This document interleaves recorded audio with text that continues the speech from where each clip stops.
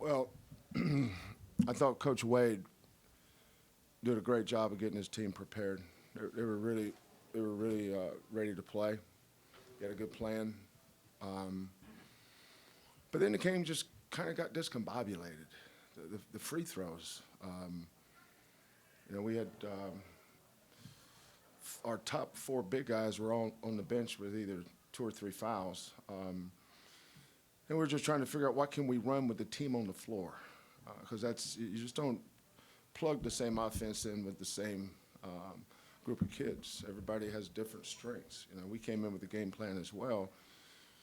Ours got thrown off the side of the boat real quick because of the foul trouble, but I thought LSU outplayed us though, that first half.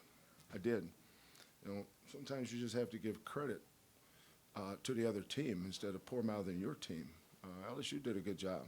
They have really, really good players, talented kids.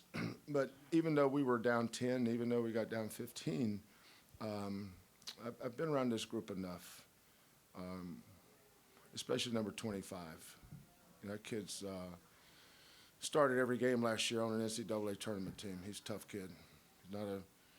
He's not one of those quote-unquote talent dudes, but he's a winner. He knows how to get stuff done. They took Davis and Brooks away, which was smart. We finally ran some good stuff. We really executed well down the stretch and got Brooks some looks in the corner. He knocked him down. Davis was out of it. I don't know what his deal was tonight. He came back, made 4 big free throws, but Corey's a 95% free throw shooter. You expect him to knock his free throws down. As good a shooter as Armani is, I don't know what the deal is on his free throws. Coaches have to be real careful about talking to kids about their free throws. But our toughness, rebounding, we feel like going into every game, we work so hard on rebounding missed shots at both ends in practice every day. We missed, 36 shots tonight, and we had 18 offensive rebounds. That's 50% of your misses. You rebound 50, it's just extra possessions. And eventually you'll break a team's will doing that too. Plus 13 on the boards on a night when we didn't shoot the ball well was big. I just thought our toughness second half was big, but congratulations to Coach Wade, his staff. You can tell that they had really, really worked hard on this game. You can tell they put a lot of time into their game plan, and they were ready. Their coaching staff did a great job, and their kids did too. Really impressed with number 1, Smart. He's going to be a good player. Some good freshmen on that floor. Our freshman was really good tonight, Nate Hinton.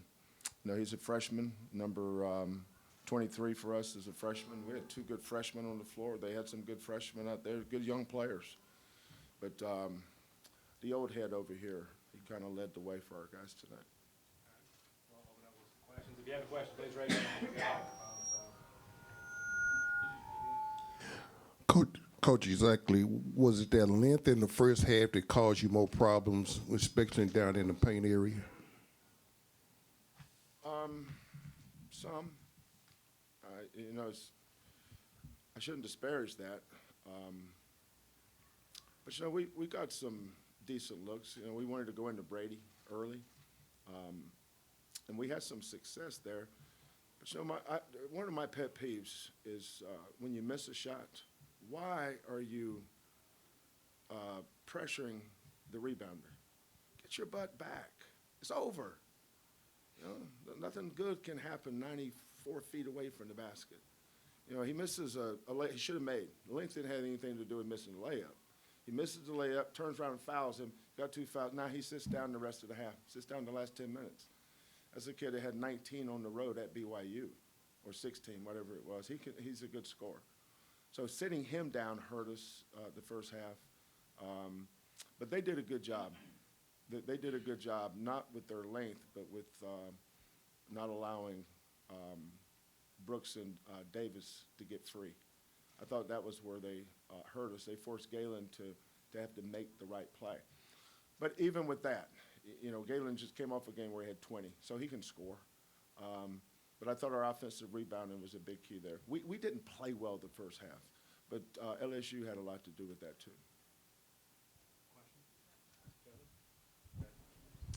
Coach, what was your message to the team going back to the locker room down 10 at the half?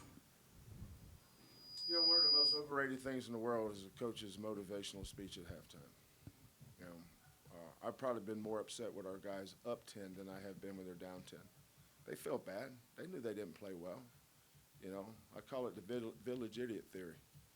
Most people can figure out the problem. You don't have to be able to smart to figure that out. So I figured that they knew what the problem was. Old coaching friend of mine used to say, sometimes, Kelvin, you just got to call a timeout and give them your do-better speech. I said, what is that? He said, they got to do better. That's kind of what we did. We just played a little better. But it started on defense. Every single possession, I think, in the last 10 minutes of the first half was a free throw. They were on the free throw line every possession. We score in transition. That's where we get a lot of our threes. We could never get in transition because we were fouling. I mean, literally. I don't know how many free throws they shot the first half. They shot 36 for the game, 38 for the game. Was that right? We both shot 38? They attempted 20. Yeah, 20 is a lot for a game. 20 is a lot for a game. They shot 20 in the first half. So them being on the free throw line a lot, I thought took away our strength, which is playing in transition, playing off misses, and then I just didn't think we ever got in a rhythm. Whereas when we shot and missed, they did a good job of running it back at us. Smart was really good in transition. The Naz Reid, number 24, what's his name? Williams. He's a freshman, right? Williams, number 24. He's going to be good. He's a really good offensive rebounder. That was the story of the first half. I don't know if I have an answer other than it was just a discombobulated. We just never could get in a rhythm. But they're a good team. That's a good basketball team over there. So I'm glad we found a way to win the game, but we got to get a lot better. On a night where we found a way to win, we know going down the road that we got to play a whole lot better than that. Coach. Oh. Kelvin, when Armani did get those looks, there was that stretch. I think you guys were down 13, and he hit 3 in a row. Kind of gave your guys a boost. And I think after that you'll call timeout or somebody call timeout. How much when you can get him going like that? Yeah. Well, sometimes you have to take what a team's doing against you and use it in your favor too. What we did was they were extended out on our shooters, which opened the floor up. So I said, look, fellas, we don't need to run a play. The most overrated thing in the world is, Coach, why are we going to run? We're going to run ISO. Spread the floor. Go make a play. Armani's are really good. At Oklahoma State Saturday, once we got in the lead in the last 4 minutes of that game, that's how we finished the game, was allowed Armani. We've got a set we call Zipper Fist, where we just pinned down, got him in the middle of the floor, and spaced it. And if they weren't going to help off, Armani's 6'3", and he's got a 6'8.5" wingspan. When he elevates on his jump shot and puts his arms up, he jumps over people. And he always gets a clean look. So when you see somebody running out at Armani and contesting his shot, he shoots over a contested extended hand. And we like that matchup with Armani. So, but tonight was patchwork. We were always trying to figure out what can we do. That's what I felt like I was doing on the bench, because there was nothing easy tonight, because we never knew who we had in the game.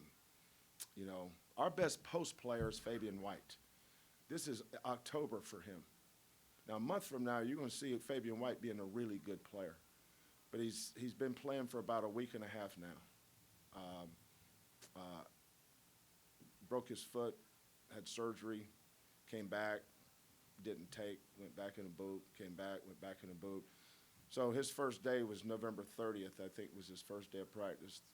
Played a little bit against Oregon, played a little bit against Lamar, played a little bit against Oklahoma State, played a little bit tonight. But as the season goes on, I think you'll see him get better.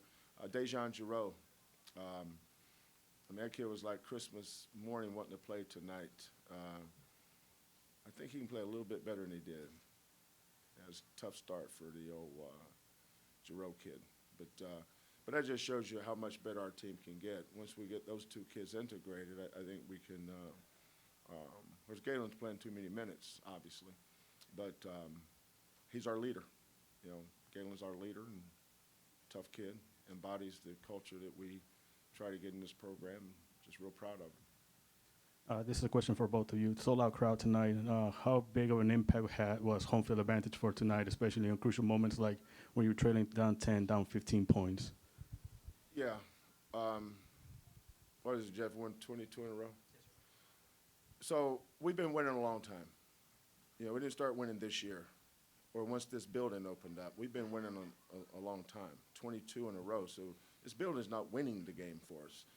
What our winning is doing is putting people in an incredible arena. But you could feel it. We didn't have this before.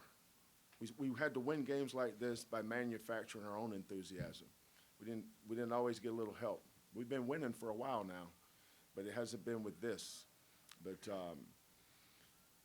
that crowd was incredible, wasn't it? I mean, it really was. That crowd was a big reason we won. They affected LSU's kids. Just like that LSU crowd last year affected us.